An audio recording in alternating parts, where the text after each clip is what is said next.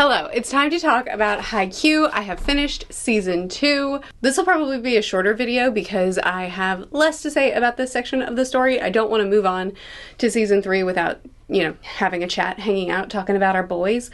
But probably my least enthusiastic arc so far, even though it's still great. But I just wanted to hang out and chat a little bit about this section right quick before we move on.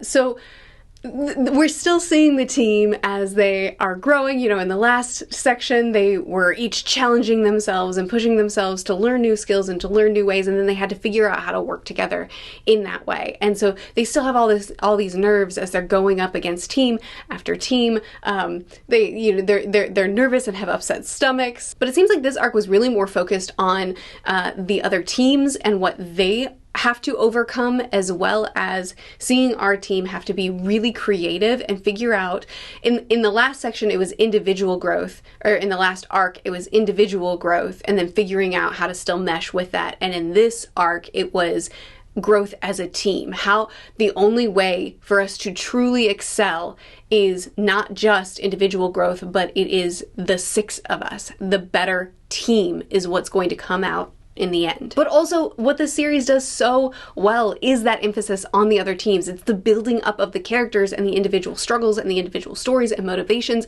of the people that we're facing off as well. There's a real emphasis on the importance of each individual. Even in our team, they build affection for their competitors, the people that really challenge them and that they watch struggle and they watch excel. They have admiration for them as well, and they can't wait to face them again as they continue to grow and as they get better. One that was really early on in this arc that I absolutely loved was the focus on how one person can build up an entire team, can be that encouragement and that push, but also all that passion is there that invokes the rest of the team to have that stronger drive too. It's that mutual respect and love that pushes them beyond what mere ambition would do. But then we also have the challenge of someone who's incredibly tall and they can't get around him, they can't go over him.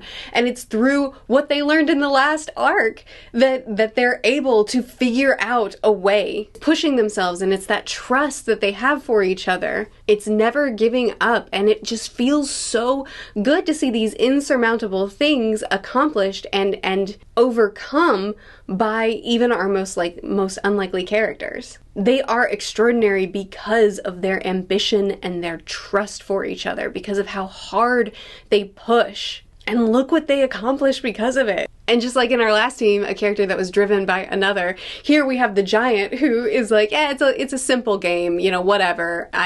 It's not that hard, which he has a height on his side, certainly. But seeing the skill of our team makes him go, you know what? It's not a simple sport. And now he wants to push himself harder too.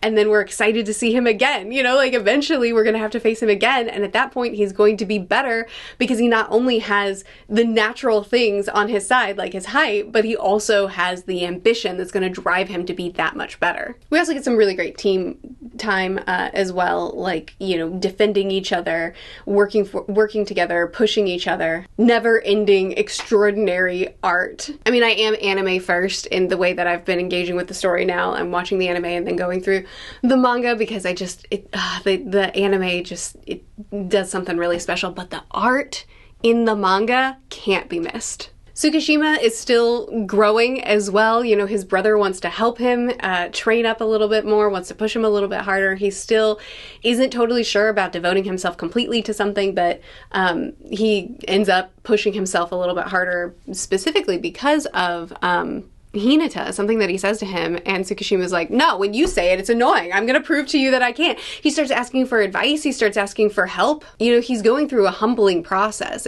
You have to swallow your pride a lot to go from where Tsukishima was at the start of this to where he's going now. But I appreciate that it's a slow, gradual process, because swallowing your pride like that you have to kind of keep pushing yourself to do that. We had a team that was incredible and willing to take crazy risks, but they were also erratic and they would go off of excitement alone, and they really needed to straighten up, and their manager is the one that pushes them to do that. I loved Takaru and how he pushed Hinata and really made him work. You know, we had a competition of style in the last match, and this one is a battle of the captains, and Daichi really shone in these episodes. He was taken out after a collision with the team, and really everybody, I guess I said Daichi because I was really impressed with where he landed, but really everybody was incredible in these episodes because the whole team, you know, I'm pretty sure it was Tanaka that he collided with, and he felt terrible about it, and the team was just like, we're glad you're not injured too.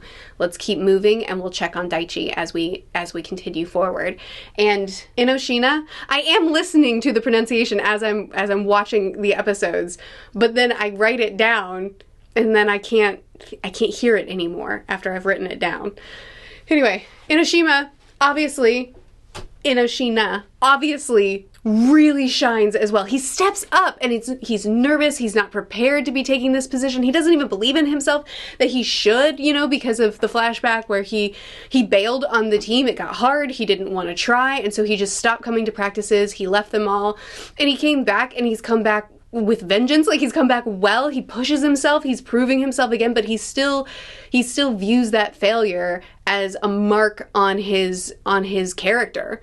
That someone who would abandon the team, even if they'll come back, someone that would abandon the team doesn't deserve to lead the team. But they believe in him, and they want him to take over. They want him to fill this role, not just now, but after Daichi leaves. I love the line, "Don't worry about it. You'll have plenty of time to perfect it next year." They're so encouraging to each other. And his answer is, "You think it'll take that long?" And he locks in, and he gives to this team, and he pushes, and I love these boys so much. He ends up being a great leader. He ends up pushing them and directing them, and he fills the role so well, and he doesn't succeed perfectly. He's not perfect. He misses and messes up quite a bit, and he still takes that so hard.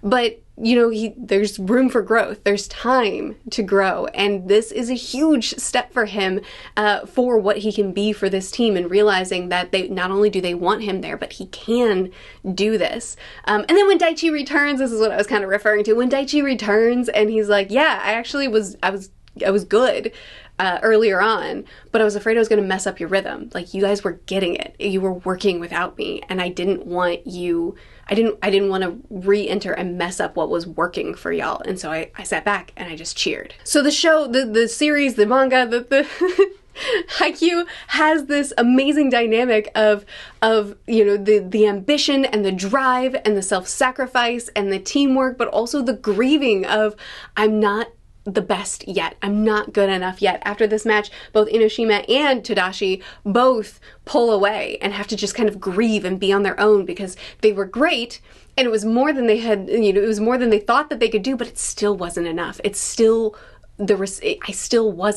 I didn't give them everything that I wanted to give. So it's like all these emotions, all at once. It's the camaraderie and the love and the grieving and the push and the loss, and it's so much all wrapped up each match again and again and again. But this whole ending section, the last several episodes, the last several chapters is finally coming together for this one team that's really not a good match for them. Like it's going to take a lot to be able to succeed in this last match, to be able to win, and the focus of it is a team of 6. The best team of 6 is what's going to win here. It's not one individual player. It's not one star. It's not one that's the most powerful or the most talented. It's not everyone banding together to rely on the one. It has to be the full team. Mad Dog on the other team, he's a wild card, but he's incredible. But also, they don't have that cohesiveness of a team. They don't have that brotherhood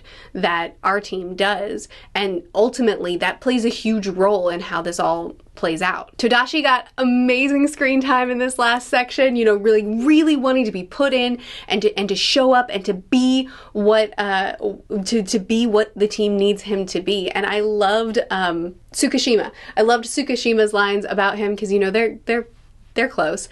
And he's just like, you know, he makes these comments that everybody kind of reads as snide and almost like backhanded, but really he's encouraging him in his own way. He's saying like, yeah, this is expected of him. He's been practicing harder than anyone else. Of course he's gonna do it. You know, like everybody's hyping him, and Tsukishima's hype is so much more subtle and almost sounds sarcastic, but it means the world to him. To Tadashi, I mean. The art in these final chapters, oh my goodness. I love him. I love it so much. We have these incredible spikes. They're pushing themselves to block. Brilliantly creative moves. The flow of motion, the intensity of emotion on every player as they give their everything. They played together as a unit, and each player on our team got a chance to shine, and they did it. And I'm so proud of them for how hard they worked and that they accomplished this. But also, at the same time, I grieve with the other team, you know, as we watch them cry and break down and hurt over their loss. I care so much about the other teams in this series. It isn't all about our school, about our players. The highs and the lows, the victory and the grieving, we share all of it with all of the characters. And I think that's a huge part of what makes this series so special, is that it's not just this condensed story where we watch one team grow and excel and win.